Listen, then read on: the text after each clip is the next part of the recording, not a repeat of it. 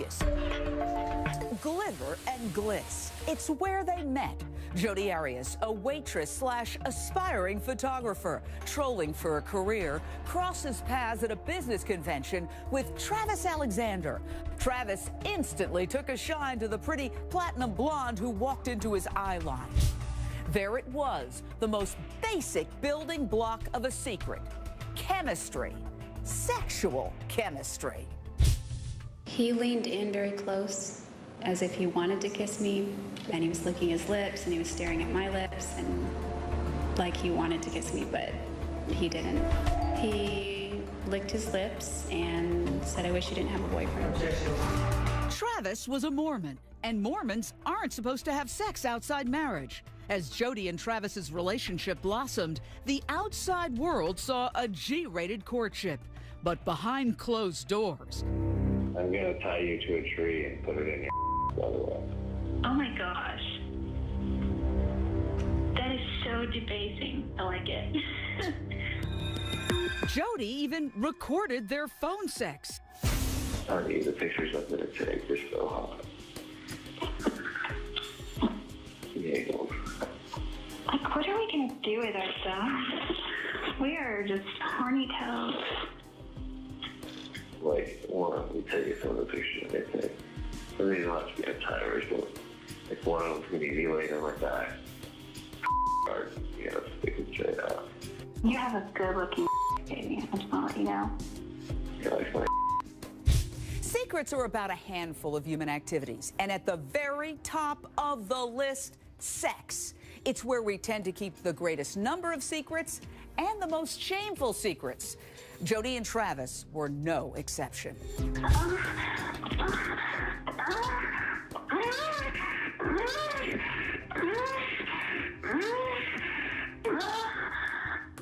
The way you know, Jody, it sounds like you're this 12-year-old girl having her first orgasm. It's so hot. You're bad. You make me feel so dirty. You are dirty, baby. To hear his voice in the courtroom was so eerie, and then to hear what he had to say when he was talking about his fantasies, some of them very violent, having the sex over the phone with her, and we hear them both climaxing. It was just, it was a high point and a low point in the trial. Some of the jury members are looking down. They're embarrassed. You could tell they're trying not to, avoiding eye contact with anybody in the courtroom. Others are staring directly at Jody, studying her as the sex tape is playing. Meanwhile, Jody is on the stand, hair covering her entire face. You can't even see her. She uses her hair as a shield in these really embarrassing moments in court. Secrets can be murder. In this case, toxic secrets that exploded in death. On June 4th, 2008, Jody Arias killed Travis Alexander by stabbing him 29 times, slitting his throat ear to ear, and shooting him in the face. All this happened in the confines of his master bedroom and bathroom. After Jody and Travis had indulged in an afternoon of kinky sex and naked photo sessions. Was it your idea to pose for that picture, or did Travis suggest that that take place? He suggested all the poses. Is that something you really wanted to do? That was not my favorite part of the day, no. I didn't want to do that. But, I mean, I didn't disagree. He wanted to get a picture of us having sex without somebody holding the camera. Would it be fair to say that he was directing you what to do and how to pose? Yes. But why did you pose in these positions for him?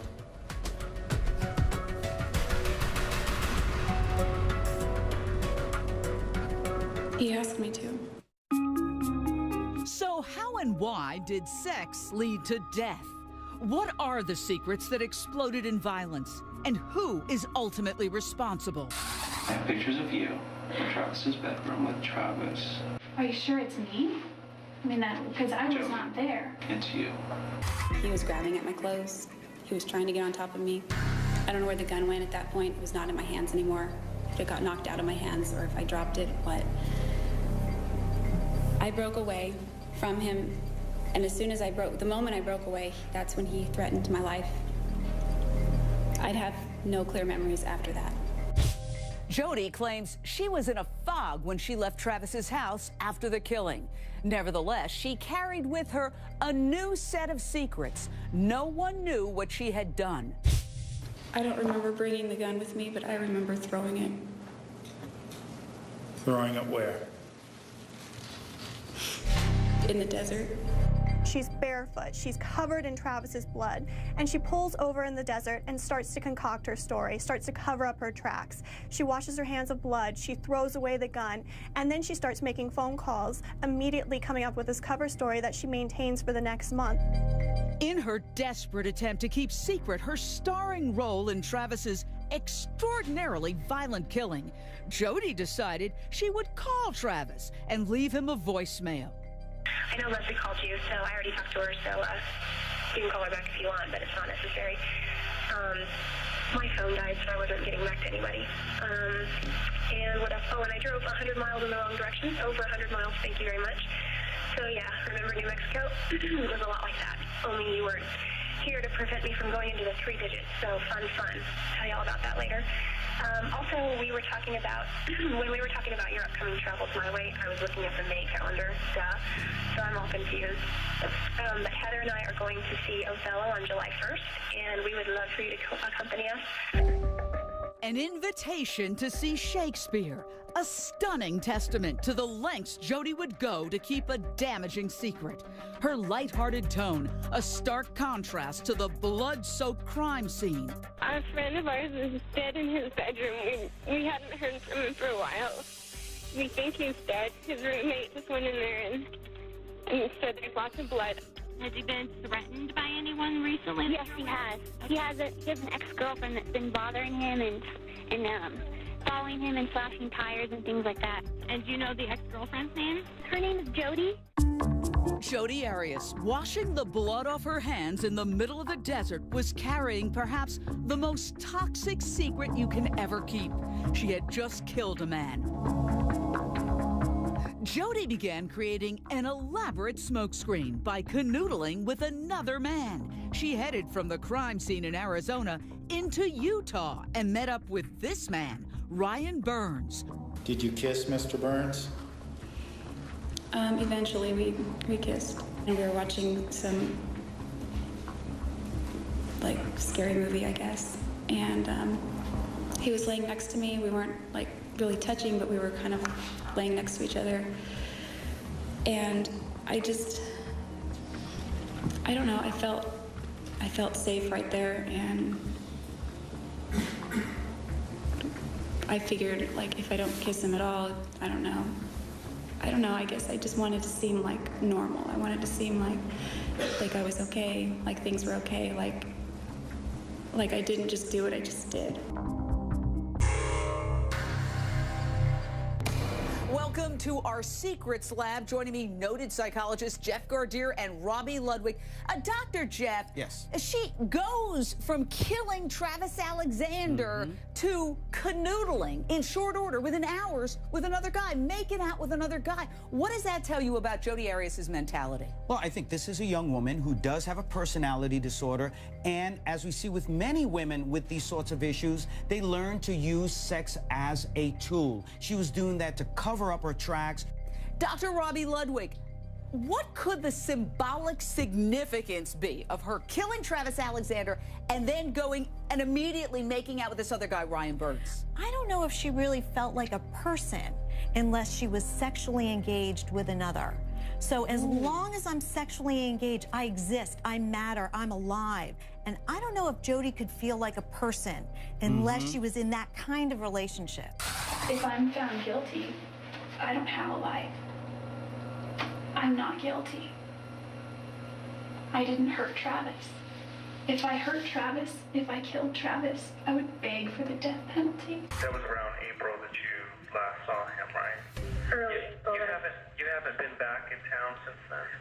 No, I haven't at all. Okay, I thought somebody had mentioned your name and you'd been back in town for like a week or a couple of days. Oh, I've been thinking about going there. So yeah, I've been definitely planning on heading down there. But you haven't physically been here since you left? Since I moved, no, I haven't. Within hours of Travis's friends finding his decomposing body stuffed in his shower, Jody was reaching out to cops and insisting she was nowhere near the crime scene. Were you at Travis's house on Wednesday? Absolutely not. I was nowhere near Mesa.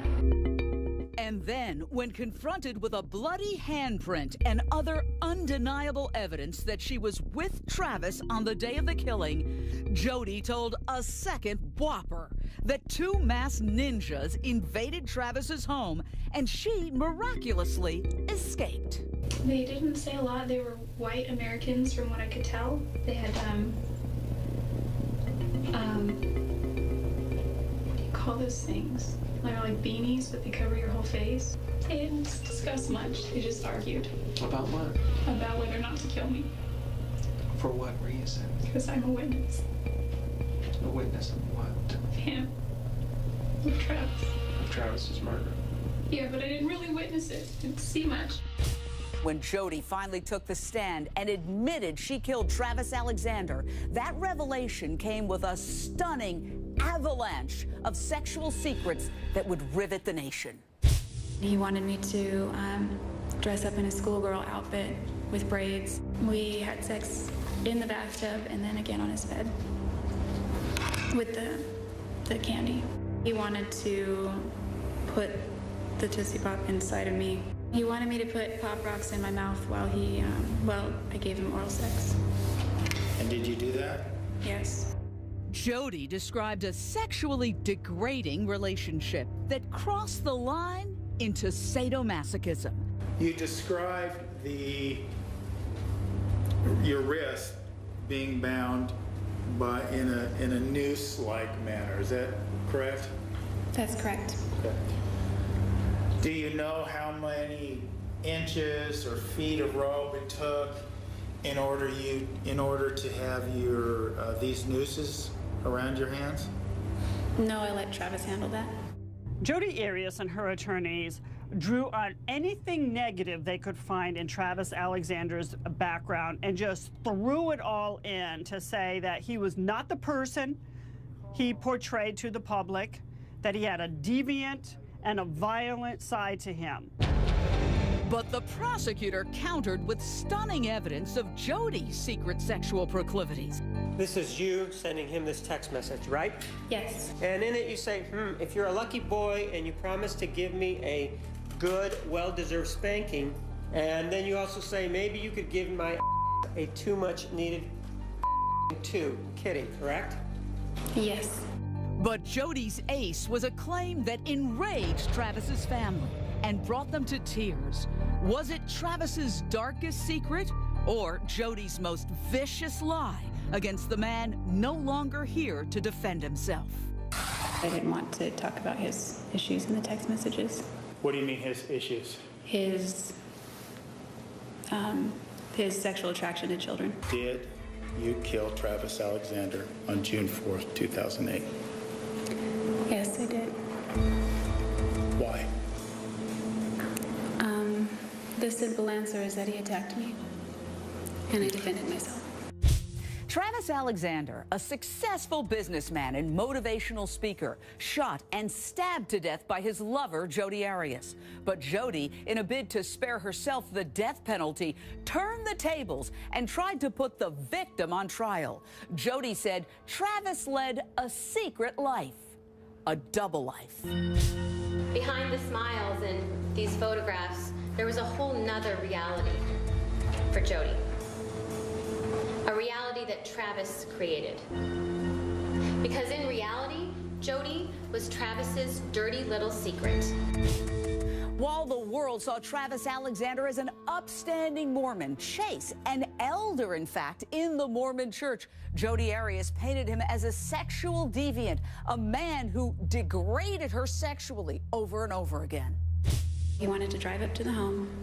He wanted to get out of the car, have me come out of the house, give him oral sex, and he wanted to on my face and then get back in his car and drive away without saying a single word.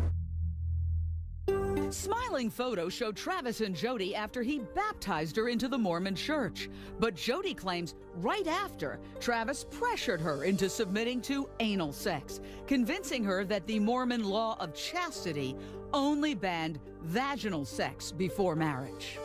You weren't to engage in premarital sex. Your takeaway of that was penile vaginal intercourse. Is that accurate? Well, I considered other forms of sex, but after gaining a sort of clarification from Travis and how he explained it, then I came to understand that vaginal sex was the ultimate, place to not go. Jody's attorney showed photos of panties and a t-shirt Jody claimed Travis made her wear that referred to Jody as Travis's property. Beneath that was a shirt that he had been joking about getting me for some months, or weeks maybe, it was over a month. And it's... Could you describe the shirt for us? Yes, it's the one that was in the picture. It said Travis Alexander's. The pink shorts, which I didn't see his name on the back at first. I just picked him up, and I thought they were cute. Welcome back to our Secrets Lab. This trial really pulled back the curtain on what you might call a very common secret, kinky sex. What is sadomasochism, and why do both men and women find pleasure in it? Starting with Dr. Jeff. Well, when we look at the person who is sadistic, that's the one who wants to give the pain. The masochist is the one who wants to receive it. So now you can have a perfect union if you have two consenting adults, because it takes the sex to another level. This is what they need in order to get the final sexual gratification. Now, Dr. Robbie, she tried to take that S&M and the dominance and submission games that they play and make the leap that that was somehow abusive. But there's a big difference. Playing these games in the bedroom, working out your kinks, as it were, it has nothing to do with being abused. Right, but if you have someone who's not healthy, it may not be fine. In an ideal sadomasochistic kind of situation, people have this feeling that they forget themselves, which is part of the pleasure. It's very cathartic. They're trying on a different role that they don't get to experience in the real world, and that's part of what makes it so sexy for them. As evidence mounted that Jody was into the kinky sex and encouraged it, Jody countered with a stunning claim against Travis, a claim that infuriated the victim's family. It involved Travis and young boys. I walked in and Travis was on the bed masturbating, and I got really embarrassed.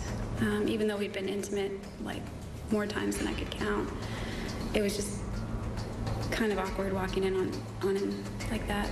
And I was headed toward the dresser, but then I stopped and I was trying to think of something funny or witty to say, like, do you still need my help or something? And he started grabbing at something on the bed, and I realized they were papers. And as he was grabbing the papers, one kind of went sailing off the bed, and it fell in that chaotic pattern that paper falls, and it landed face up near my feet, and it was a photograph. What was in the photograph? What was the photograph of? It was a picture of a little boy. Was Jody innocently unleashing the darkest secret she knew about the lover she killed in self-defense? Or was Jody lying through her teeth with a hideous story to protect the secret truth of why? The real reason she killed Travis Alexander. I grabbed the gun. I ran out of the closet. He was chasing me. I didn't mean to shoot him or anything. I didn't even think I was holding the trigger. I would be shaking in my boots right now if I had to answer to God for such a heinous crime. But I'm very grateful that this is one thing that I will never have to answer to. Of all the secrets that spilled out in the Jody Arias murder trial, perhaps the most jaw-dropping involved the elaborate murder plot prosecutors say Jody devised. Just a week before Travis Alexander was killed, a burglary was reported at Jody Arias' grandparents' home where she lived in Wairika, California, 1,000 miles away from Travis Alexander. One of several guns, a handgun, was stolen from her grandfather, a .25 caliber handgun. So this was reported and investigated. No one's ever arrested. You guys reported a gun stolen. 25 auto. Just happens to be the same caliber as the weapon used to kill him. Jody is confronted with this in the interrogation room, and she still denies it, and she still is just acting like nothing happened. And then so cheery and normal that she actually does a handstand after, he leaves the room. Late in the trial, the world suddenly got to see this bizarre behavior. He knows our name. Jody singing and doing a handstand in the interrogation room minutes before she's arrested.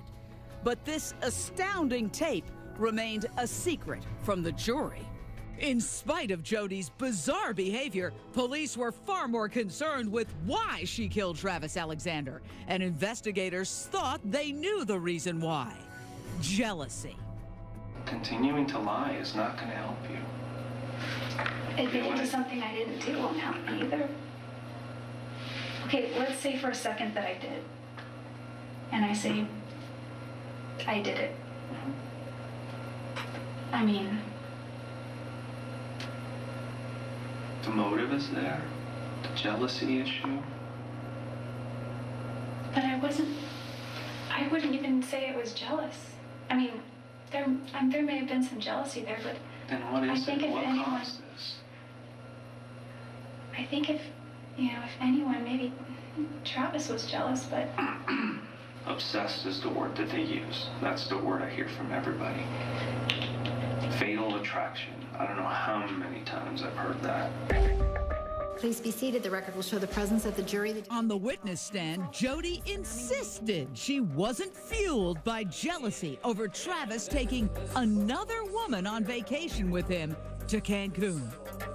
When you saw this picture of Marie Hall, and he says, "This is going to be my future wife," are you jealous? I didn't feel jealous. And he didn't say, "This is going to be my future wife." He just said, "This is a girl he's interested in." But when he began to talk about her, I can't say it was jealousy. It was kind of bittersweet because I knew that I wasn't going to marry him, but I still had feelings for him, and I knew I needed to move on. And I knew our relationship was unhealthy. So I still have feelings for him, but it's more like bittersweet because I still have a desire for him to be happy as well as me to be happy. Welcome back to our Secrets Lab. Let's talk with our experts about jealousy and rage. There's an old saying, oh, if I can't have him, nobody else can. Jealousy is one of the most fundamental human emotions. Why is it at the heart of this case, Dr. Jeff? She's thinking, okay, so you're treating me like dirt, but now not only are you treating me like dirt, but now you're kicking me to the side. I'm accepting all of this because I want something from you. I'm dependent. I'm allowing you to do all these things to me because I want to be with you. And now I don't even get the payoff, and so it's about the rage. She took it for so long. I think she saw Travis as a prize. This was the man who's going to save her. She converted for him. She really felt that he was something special. So imagine thinking you're doing everything within your power to win this prize, and then this prize thinks somebody else is better than you. That is a real assault to the ego. And I don't think that Jody could handle that. And I think with her disordered mind, personality disordered mind, that's when the rage was she just could not control it. So even if she did kill him out of self-defense, even that was overkill. The fact that she just went completely off is pathological in itself because she could have left a long time ago. Jody used the lies to hide the secret truth of what happened between her and Travis in that bathroom and bedroom. But she also had another tool, an astounding claim that she went into a fog and doesn't remember stabbing Travis Alexander 29 times. Most of the day was an entire blank, and little pieces have come back, but not very many. When I sort of came out of the fog, I realized, oh crap, something bad had happened, and I was scared to call any authority at that point. I really don't know the answer as to why I blacked out or have memory gaps that much of that day. Would this fog be a get-out-of-jail-free card, or would jurors just assume Jody Arias was lying yet again? Did you lie to the detective, yes or no? Yes. And did you lie to him on 2 occasions? More than 2, yes. Did you lie to people in Utah? Yes, everyone. Did you kill Travis Alexander on June 4th, 2008? Yes, I did. Why? The simple answer is that he attacked me. A stunning admission, disturbing revelations, fiery confrontations in court. How is it that you are not remembering what you're saying? Because you're making my brain scramble. I'm again making your brain scramble. So in this particular case, the problem is not you, it's the questions being posed by the prosecutor, right? No, not yes the or questions. No? Yes or no? I was saying no when you interrupted me. And then, finally, the last words. Those are the truest words that are spoken in this case. And they're spoken by Mr. Alexander, even though he is not here, through his writings. You, Jody Arias, are the worst thing that ever happened to me. Any doubt that that's the truth? Do we need to look at the pictures of his gashed throat? Do we need to look at the sort of frog-like state that she left him in, all crumbled up in that shower? Or do we need to look at his face where she put that bullet in his right temple to know that what he says there is true? You are the worst thing that ever happened to me. He's telling her enough is enough. And yes, he's angry. Absolutely angry after everything that she has done to him. And you've seen the manipulation as she has tried to manipulate you with what she has told you. Although she tells you that, well, he kind of was the person that pushed her in this relationship, and that he was the individual that somehow was this person who was so sexually interested in her. And oh, by the way, she wasn't. That it's not her fault that any of this happened. Of course, none of it is her fault. Never occurred to her that in the lexicon of the English language, there's a word. It's called no, that you can use when you don't want to do something.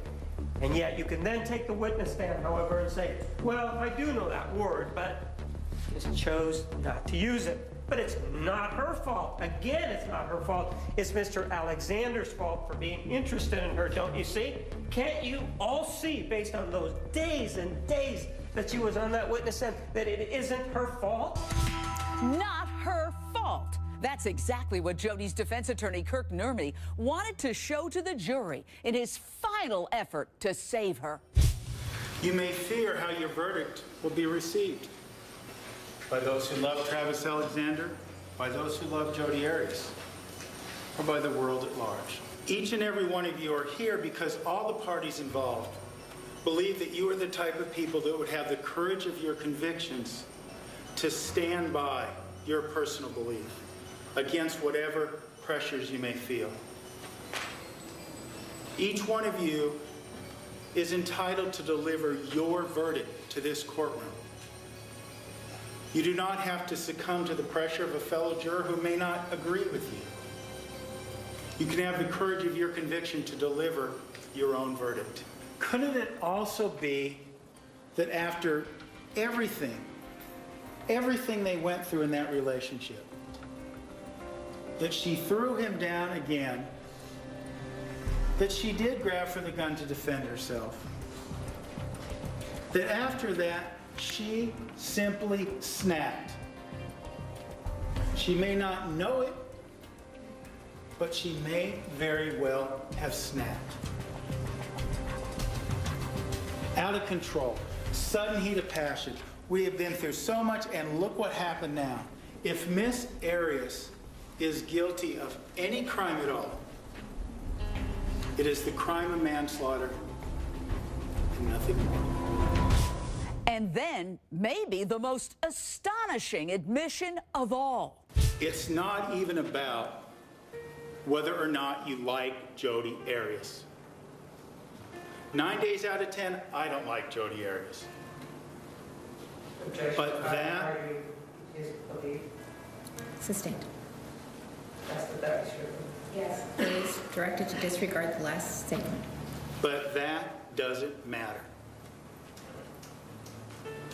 Your liking her or not liking her does not objectively assess the evidence. But for prosecutor Juan Martinez, in the end, there was nothing but evidence, a mountain of it, and it all pointed to one person, Jody Arias. Goes down, he collapses there. She catches up to him and goes for the throat.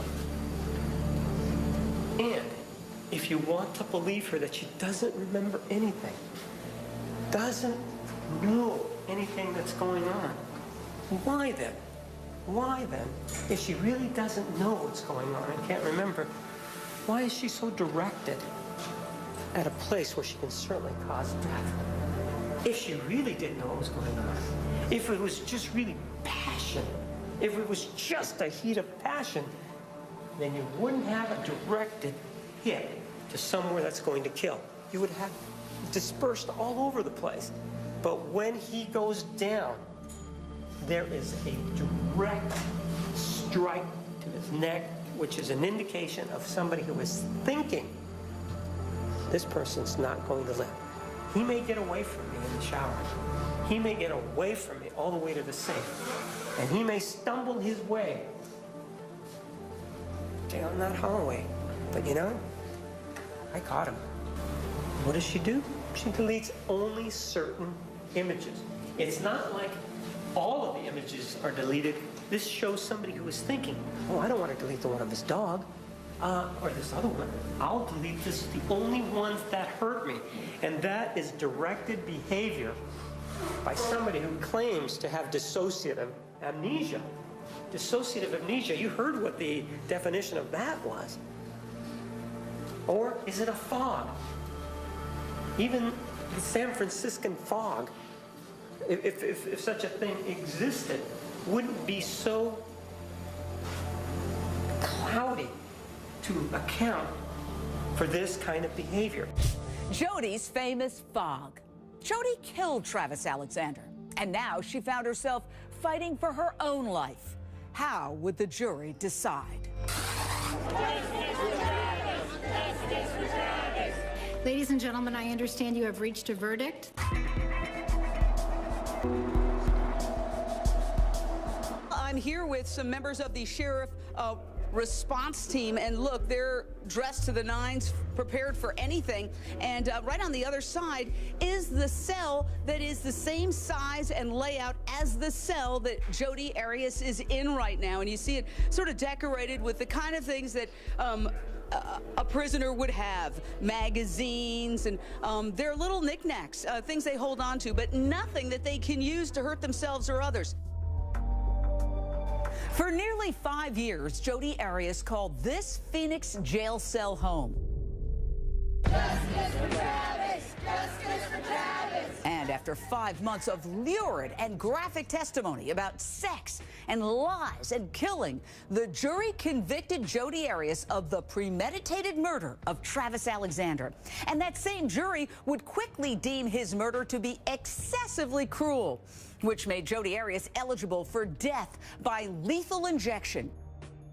Travis's sister and brother made heart-wrenching and passionate pleas for the jury to end their pain by giving Jody the ultimate punishment. I cannot sleep alone in the dark anymore. I've had dreams of my brother all curled up in the shower, thrown in there, left to rot for days, all alone. I don't want these nightmares anymore. I don't want to have to see my brother's murderer anymore. Our lives will never be the same. We can never get him back.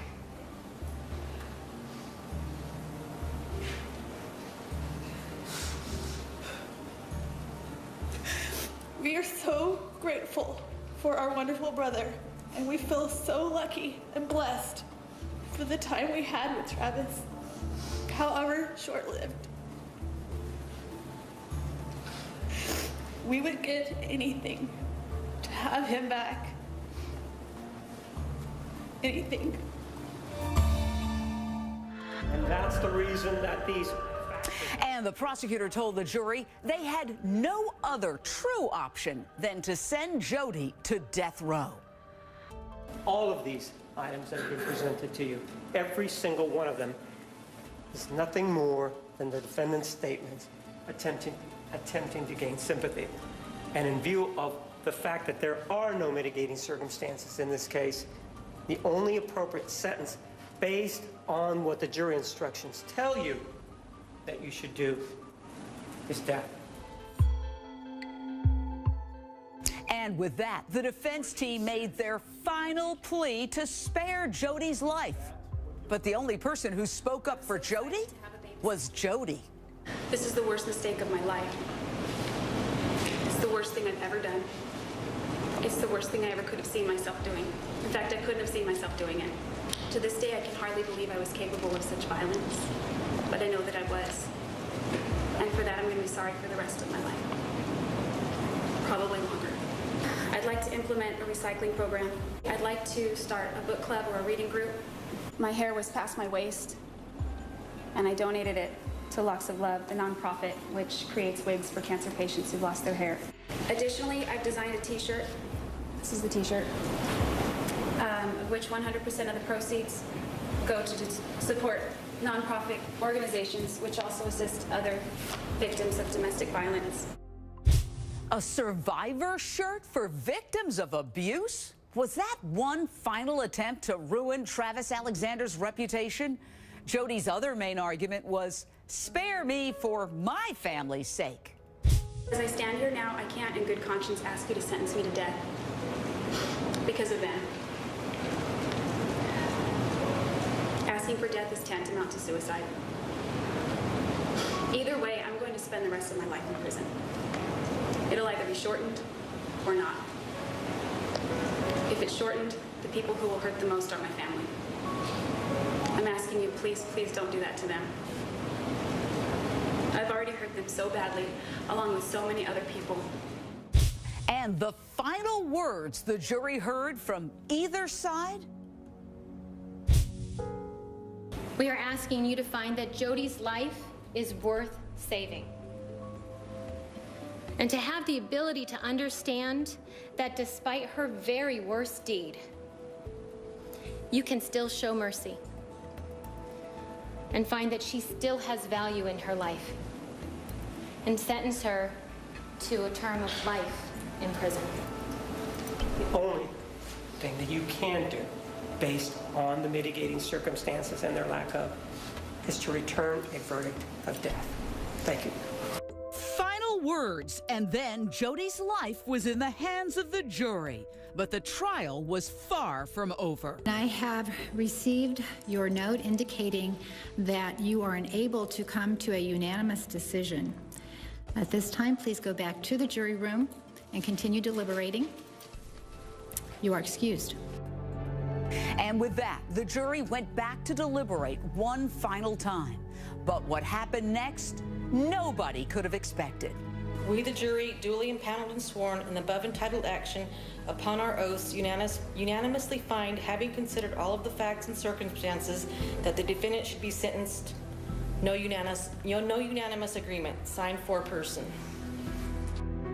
A hung jury. For Jody Arias, no final answers.